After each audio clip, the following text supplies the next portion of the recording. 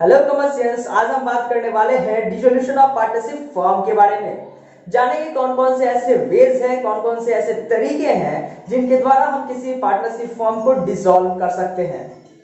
लेकिन दोस्तों, उससे पहले अगर आप रिकंस्टिट्यूशन ऑफ पार्टनरशिप फॉर्म में कहीं भी कंफ्यूज हैं तो आप हमारा पिछला प्लेलिस्ट देख सकते हैं, जिसका लिंक डिस्क्रिप्शन बॉक्स में आपको मिल जाएगा। दोस्तों, मैं हूं आपका दोस्त शुभम, आप सभी का स्वागत करता हूं हमारे यूट्यूब चैनल द कमर्शियल पे। इस चैनल पे हम कॉमर्स से रिलेटेड डिफरेंट टॉपिक्स पे लगातार वीडियोस लाते रहते हैं। तो अगर आपको वीडियोस अच्छी लगे, अगर आपको चैनल अच्छा लगे तो आप ये जरूर करें।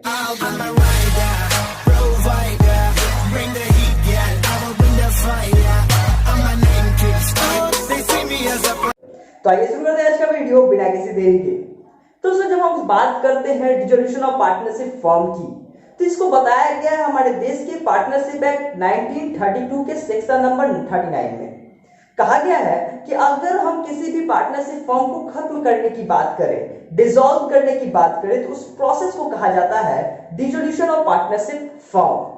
दोस्तों, इसको दो अलग अलग कैटेगरीज में बांट दिया गया है। हमारा जो पहला कैटेगरी है वो है डिसोल्यूशन ऑफ पार्टनरशिप्स, वहीं दूसरा है डिसोल्यूशन ऑफ फॉर्म। ध्यान दें, डिसोल्यूशन ऑफ पार्टनरशिप में हम जानते हैं पार्टनर्स के बीच डिसोल्यूशन की कारण क्या है।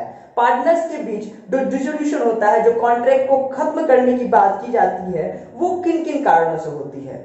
वहीं जब बात करें डिसोल्यूशन ऑफ फर्म की, तो इसके अंदर हम समझते हैं कि आखिर फर्म को डिसॉल्व क्यों करना पड़ रहा है, फर्म को क्यों समाप्त करना पड़ रहा है, खत्म करना पड़ रहा है। तो शुरू करते हैं डिसोल्यूशन ऑफ पार्टनरशिप से। दोस्तों, जब हम बात करें डिसोल्यूशन ऑफ पार्टनरशिप की, तो इसके अंदर कुल 6 पॉइंट्स हमें देखने को मिलेंगे जिनके कारण पार्टनरशिप फॉर्म को डिसॉल्व करना पड़ता है। लेकिन उससे पहले एक छोटा सा की पॉइंट जान ले कि अगर हम बात कर रहे हैं रिकंस्टिट्यूशन, वहीं बात कर रहे हैं डिसोल्यूशन, तो दोस्तों रिकंस्टिट्यूशन और डिसोल्यूशन इन दोनों के बीच एक छोटा सा अंतर है। क्या अंतर है?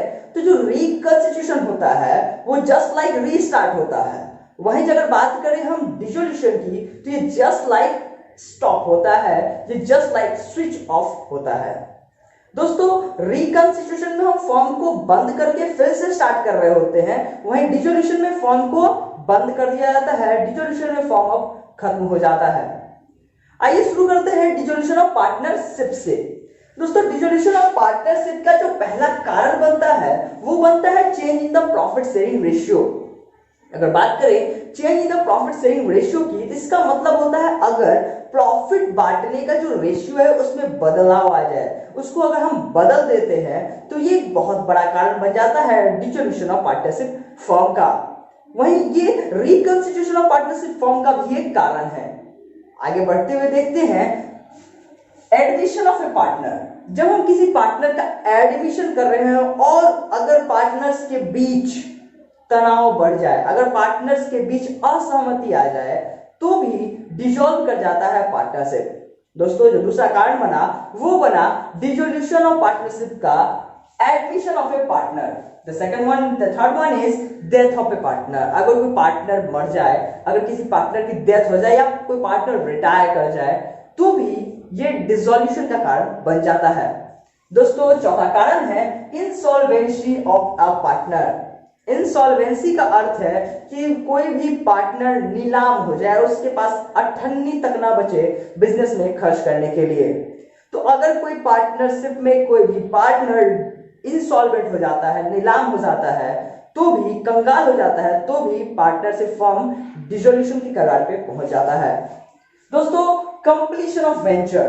कंप्लीशन ऑफ वेंचर का अर्थ हुआ कि अगर हम जिस काम के लिए पार्टनरशिप फॉर्म स्टार्ट किए थे वो काम पूरा हो जाए, वो काम कंप्लीट हो जाए, तो भी हम डिसॉल्व कर देते हैं पार्टनरशिप को।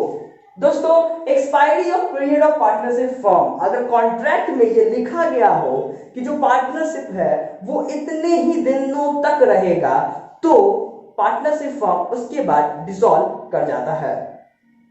आगे बढ़ते हुए समझते हैं हम डिसोल्यूशन ऑफ फर्म के बारे में कि हम जब डिसॉल्व करते हैं फर्म को तो कौन कौन से कारण हमें देखने को मिलते हैं। तो दोस्तों, कुल 5 पॉइंट्स इसमें भी हमें देखने को मिलेंगे। जो हमारा पहला पॉइंट होगा वो होगा बाय एग्रीमेंट, अगर एग्रीमेंट के द्वारा ऐसा किया जाए, एग्रीमेंट में लिखा हो कि इस समय हम पार्टनरशिप फॉर्म को डिसॉल्व कर देंगे, फर्म को डिसॉल्व कर देंगे, कंपल्सरी डिसोल्यूशन, कंपल्सरी हो जाए डिसोल्यूशन, या फिर सर्टेन कंटीजेंसी, अगर कोई ऐसी कंडीशंस आ गए जिसके अंदर हम फॉर्म को डिसॉल्व करना पड़ जाए। उसके बाद डिसोल्यूशन बाय नोटिस, अगर कोई नोटिस दे के बता के कि हम फॉर्म को डिसॉल्व करने वाले हैं, उस तरह अगर फॉर्म को डिसॉल्व किया जाए, या डिसोल्यूशन बाय कोर्ट, अगर कोर्ट फॉर्म को डिसॉल्व कर दे। इन सभी को एक एक कर समझते हैं। जो हमारा पहला कंडीशन था वो है बाय एग्रीमेंट। एग्रीमेंटली अगर हम किसी भी फॉर्म को डिसॉल्व कर रहे हैं तो इसके अंदर दो पॉइंट्स हमें देखने को मिलते हैं। हमारा जो पहला पॉइंट है वो है with consent of all the parties, मतलब सभी पार्टी जो भी पार्टनर्स है सब मिल बांट के ये फैसला लिए कि अब हमारा काम हो गया है, या फिर अब हमारे पास पैसे नहीं है, या किसी भी वजह से अब हमें फॉर्म को बंद कर देना चाहिए, तो वो फॉर्म को, वो पार्टनरशिप फॉर्म को डिसॉल्व कर देते हैं। या फिर अकॉर्डिंग टू द कॉन्ट्रैक्ट, अगर कॉन्ट्रैक्ट में ऐसा लिखा गया है कि ऐसी परिस्थिति होने पर, ऐसे कंडीशंस आने पर हम फॉर्म को डिसॉल्व कर देंगे, तो भी फॉर्म को डिसॉल्व कर दिया जाता है। दोस्तों जो सेकेंड वन है वो है कंपल्सरी डिसोल्यूशन। अगर डिसोल्यूशन जो है वो कंपल्सरी हो जाए, वो बहुत जरूरी हो जाए, तो क्या ऐसे कैसे होगा? तो इसके अंदर हम कुल 3 पॉइंट्स को देखते हैं। पहला insolvency, illegal, some event like alien partner. तीनों क्या है? तो इंसॉल्वेंसी की बात करें तो अगर जो फॉर्म है वो कंगाल हो जाए, उसके पास अठन्नी ना हो ट्रांजैक्शंस करने के लिए, फॉर्म अब कैपेबल ना हो ट्रांजैक्शंस करने के लिए, तो इंसॉल्वेंसी के केस में डिसॉल्यूशन का प्रोसेस शुरू हो जाता है। वहीं इल्लीगल अगर काम होता है, अगर फॉर्म पहले लीगली काम कर रही होती है लेकिन बाद में अगर इल्लीगल काम शुरू हो जाए तो भी फॉर्म को डिसॉल्व करना पड़ जाता है।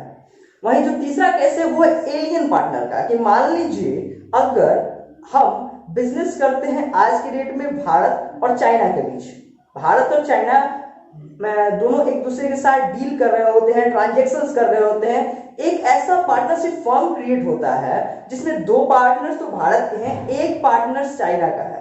जो एक पार्टनर चाइना का है, अगर भविष्य में युद्ध, अगर वॉर क्रिएट हो जाए, अगर वॉर हो जाए, एक कंडीशन है कि अगर वॉर हो जाए तो जो भारत का पार्टनर है और जो चाइना का पार्टनर है, ये दोनों एक दूसरे के होते हुए भी एलियन हो जाते हैं, मतलब एक दूसरे के इनेमी हो जाते हैं।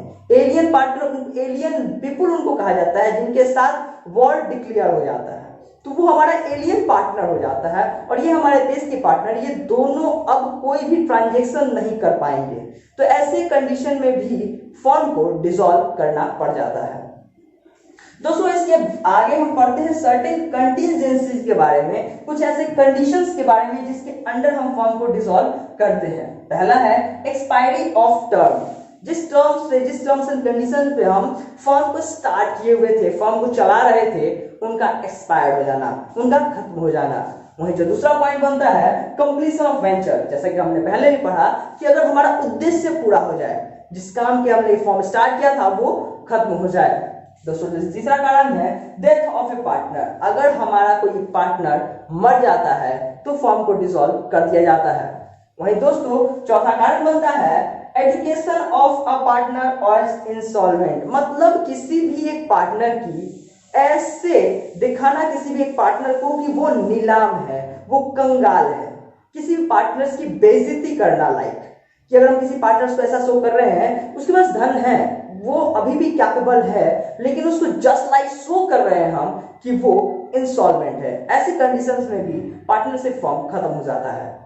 जो चौथा है डिसोल्यूशन बाय नोटिस, मतलब बताकर, सामने वाले पार्टनर को बताकर सभी पार्टनर सहमति से एक नोटिस दिए सामने वाले को कि हम डिसॉल्व करना चाहते हैं, ऐसे कंडीशन में पार्टनरशिप फॉर्म को डिसॉल्व कर दिया जाता है। जो पांचवा है डिसोल्यूशन बाय कोर्ट, अगर कोर्ट ये फैसला ले कि फलाना पार्टनरशिप फॉर्म को डिसॉल्व कर देना चाहिए, तो कौन कौन से ऐसे वे हैं, कौन कौन से ऐसे तरीके हैं जिनके कारण ये सब हो सकता है। तो हमारा जो पहला पॉइंट है कि अगर पार्टनर इनसेन हो जाए, पागल हो जाए, अगर सभी पार्टनर्स पागल हो जाते हैं, तो एक या सभी अगर पार्टनर पागल हो जाते हैं तो पार्टनरशिप फॉर्म को डिसॉल्व कर दिया जाता है। द सेकंड वन कि अगर पार्टनर्स परमानेंटली इनकैपेबल हो जाए, अगर पार्टनर्स तैयार ना हो उस फॉर्म को चलाने के लिए, और तैयार हो लेकिन दिख रहा हो कि वो तैयार नहीं है, तो हम पार्टनरशिप फॉर्म को डिसोल्यूशन प्रोसेस में डाल देते हैं। जो पार्टनर्स है वो गिल्टी हो मिसकंडक्ट अफेक्ट द बिजनेस। ध्यान दें दोस्तों कि अगर पार्टनरशिप जो फर्म है वो बिजनेस के मिसकंडक्ट के लिए दोषी हो, अगर पार्टनरशिप बिजनेस का गलत इस्तेमाल कर रहे हो, गलत तरीके से चला रहे हो, तो भी उनको डिसॉल्व कर दिया जाता है। जो चौथा पॉइंट है वो है persistently commits breach of contract. ध्यान दें दोस्तों कि लगातार अगर कॉन्ट्रैक्ट को ब्रीच किया जा रहा हो, अगर तोड़ा जा रहा हो, मतलब एक नियम तोड़ा, ठीक दूसरे बार दूसरा तोड़ा, तीसरा तोड़ा, लगातार अगर नियमों को तोड़ा जा रहा है, कॉन्ट्रैक्ट को तोड़ा जा रहा हो, तो जो कोर्ट है वो पार्टनरशिप फॉर्म को डिसॉल्व कर देती है। उसके बाद हम बात करते हैं transferred whole of his interest to a third party. अगर कोई भी पार्टनर अपना सब कुछ, अपना जितना भी इंटरेस्ट है वो किसी थर्ड पार्टी को दे दे। ध्यान दे दोस्तों, अपना सब कुछ किसी एक थर्ड पार्टी को, जिसको अभी बाकी पार्टनर्स नहीं जानते, अगर उनको दे दे तो पार्टनरशिप फॉर्म डिसॉल्व कर जाता है। क्योंकि अगर वो जानती है उनको जोड़ रहे हैं तो एडमिशन ऑफ पार्टनर के अंडर में आएगा, लेकिन अगर नहीं जोड़ जानते हैं और उसको ट्रांसफर कर दिए तो वहां पे डिसोल्यूशन का केस बन जाता है। दोस्तों, can not carry the term of except and loss. ध्यान दें दोस्तों कि अगर फर्म को लॉस के अलावा नहीं चला पा रहे हैं, मतलब केवल लॉस हो रहा है हमें, हम जो भी पार्टनरशिप फर्म के अंदर जो भी ट्रांजैक्शंस कर रहे हैं, जो भी काम कर रहे हैं, जो भी लेन देन हो रहे हैं, उसमें केवल और केवल हमें लॉस मिल रहा है, ज्यादातर लॉस मिल रहा है, तो भी जो कोर्ट है वो इसको डिसॉल्व कर देती है। The last one will be on any ground court regard dissolution to be just and equitable. ऐसा कोई भी ग्राउंड, ऐसा कोई भी पॉइंट जिसमें कोर्ट को ऐसा लगे, ध्यान दें दोस्तों ये बहुत बड़ा पॉइंट है कि अगर ऐसा कोई भी कंडीशन है जिसमें कोर्ट को ये लगता है कि जो फर्म है वो डिसॉल्व होने लायक है, उसको डिसोल्यूशन के प्रोसेस में डाल देना चाहिए, तो कोर्ट डिसोल्यूशन के प्रोसेस में उस फर्म को डाल सकती है। कोई स्पेसिफाइड कंडीशन नहीं है इसके अलावा, लेकिन अगर कोर्ट को लगे कि वो डिसॉल्व हो जाना चाहिए फर्म को, तो वो कर सकती है। दोस्तों, इन सभी चीजों के बाद जब हम पढ़ना स्टार्ट करते हैं तो एक बहुत ही इंटरेस्टिंग पॉइंट हमें देखने को मिलता है रियलाइजेशन अकाउंट में। हम समझते हैं रियलाइजेशन अकाउंट को, उसके प्रोसेसेस को, उसके जर्नल एंट्रीज को, इन सभी पॉइंट्स को आने वाले वीडियोस में हम जानेंगे। लेकिन दोस्तों, तब तक हमारे साथ बने रहिए और किसी भी पॉइंट में अगर आप लोगों को कोई भी प्रॉब्लम हो तो हमें कमेंट करके जरूर बताएं, हम हर मुमकिन प्रयास करेंगे उसको सॉल्व करने का। तब तक के लिए धन्यवाद।